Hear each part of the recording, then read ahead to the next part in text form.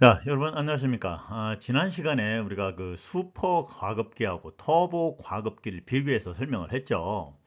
오늘은 터보 차저, 그러니까 터보 과급기의 기본 구조하고 작동 원리에 관해서 좀 더 세부적으로 한번 알아보도록 하죠.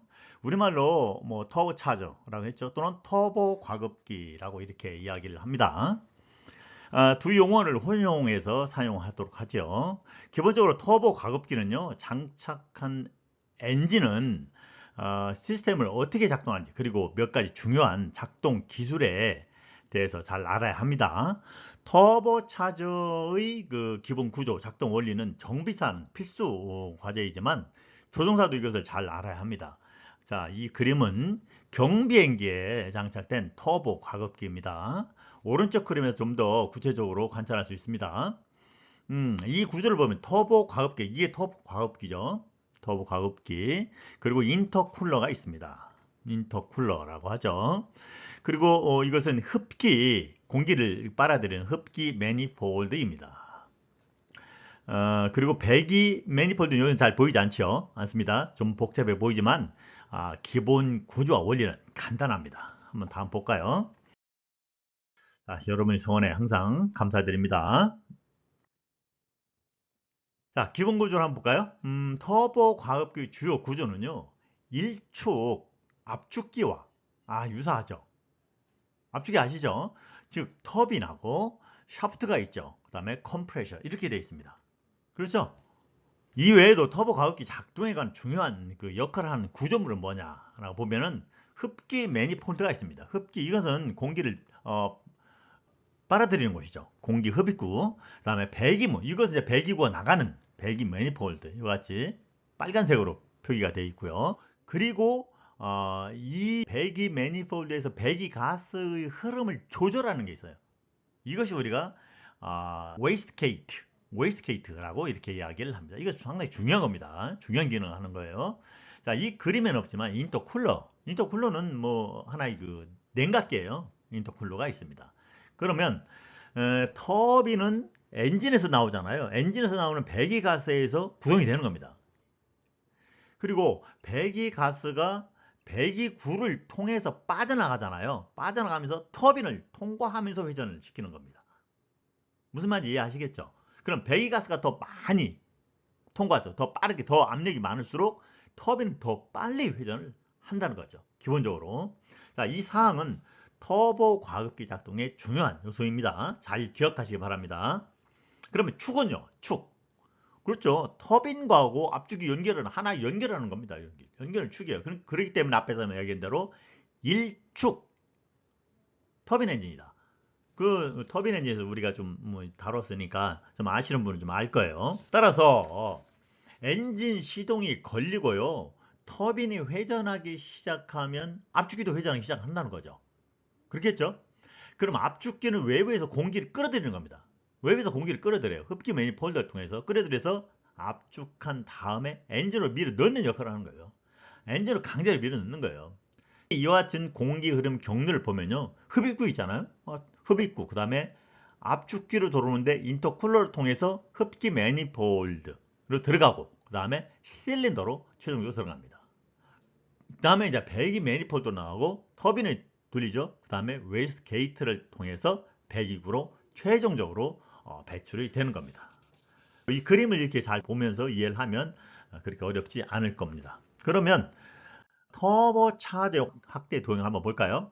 자, 이 그림에서요, 그 빨간색 부분으로 처리된 부분이 배기가스가 유입되는 부분입니다. 그죠? 배기가스가 유입이 돼서 화살표, 그 다음에 터빈을 돌린 후에 배기구로 배출되는 거예요. 주황색 화살표 보이죠?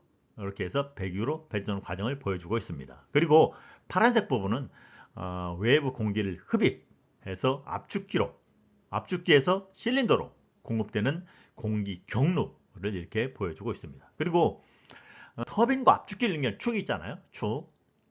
축을 지지하고 있는 베어링 어셈블리를 관찰할 수가 있습니다. 특히 정비 과정을 하시는 분들은 이 구조에 완전하게 익숙해 있어야 합니다. 자세한 명칭은 설명을 상략하겠습니다. 터보 과업기 성능 결정하는 것은 웨이스트 게이트. 즉 이것은 배기가스 나가는 부분인데 게이트가 있으니까 그 문이라는 거죠. 문. 게이트가 있으니까 그 조절기예요. 가스 흐름을 조절하는 장치다. 이렇게 보시면 됩니다. 왜냐하면요. 터빈으로 들어가는 배기가스 양을 결정하는 것입니다. 그림에서 한번 보세요. 터빈으로 거기서 막아버리면 어디로 갑니까? 다 터빈으로 들어가죠. 그럼 뭐 완전히 열으면요. 이 밖으로 해서 이렇게 나가는 거예요. 그만큼 배기가스 양을 결정하는 결정적인 역할을 하는 것이 웨이스트 게이트입니다. 터보차저는 매니폴드 압력을 알려진 엔진 흡기, 매니폴드 공기 압을 높이는 데 사용합니다. 하지만 때로는 너무 과할 때 어떻게 돼 있어요? 너무 과할 때 터보차저는 너무 많은 매니폴드 압력을 생성할 수가 있습니다. 이것은 엔진 동력 손실이 원인이 되고 심각하면 엔진을 파손시킬 수 있습니다. 그렇다면 터보차저는 어떻게 너무 많은 공기가 엔진으로 들어가는 것을 막을 수 있을까요? 그렇죠? 이 장치가 바로 웨이스트 게이트입니다. 웨이스트 게이트는 자동과 수동 형태가 있지만 기본 원리는 같습니다. 대부분 엔진은 자동 조절 방식이죠. 그런데 수동 조절은 웨이스트 게이트 조절 손잡이가 별도로 있습니다. 조종실에요. 웨이스트 게이트는 터빈을 통과하는 배기에서 양을 조절하기 위해서 열리고 닫히고 터빈이 너무 빨리 회전하는 것을 방지를 합니다. 그래서 터빈이 빨리 회전할수록 압축이 더 빨리 회전하겠죠? 이것은 엔진으로 들어오는 공기가 더 많다는 것을 의미합니다. 그렇다면 엔진은 실제로 얼마나 많은 공기를 감당할 수 있을까요? 무한정 높일 수는 없죠. 엔진에 따라서 다르지만 터보 과급기는요. 우리가 altitude turbocharging 그리고 ground boosting 형태가 있습니다. 그러면 우리말로 이것을 고도 과급 방식이다. 고도 과급 그리고 지상 승합 방식이라고 할 수 있겠죠. 원어 그대로 많이 사용합니다. 그 의미를 잘 알고 있으면 됩니다. 먼저 altitude charging을 한번 볼까요? 이것을 우리가 normalizing이라고도 합니다. 이 과업기는 가능한 한 오랫동안 엔진을 해수면에 있는 것처럼 작동을 합니다. 중요한 내용입니다. 엔진에 따라 다르지만은 대부분의 고도 터보차저는 고도가 올라갈 때 매니폴드 압력을 대략 29에서요 30인치 사이를 유지를 합니다. 그러나 결국 고도가 높아짐에 따라서 터보차저는 어떻게 되겠습니까? 매니폴드 압력을 해수면 높이로 유지할 만큼 공기를 압축할 수 없게 됩니다. 더 이상 할 수 있는 능력의 한계가 온다는 거죠. 이것이 뭐냐? 우리가 임계고도라고 합니다. 더 이상 할 수 없다는 거죠.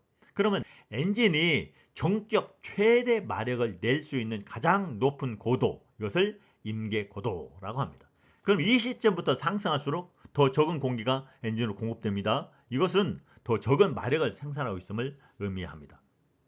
그래도 여전히 보통 흡기 엔진보다 훨씬 더 효과적입니다. 자, 다음은요.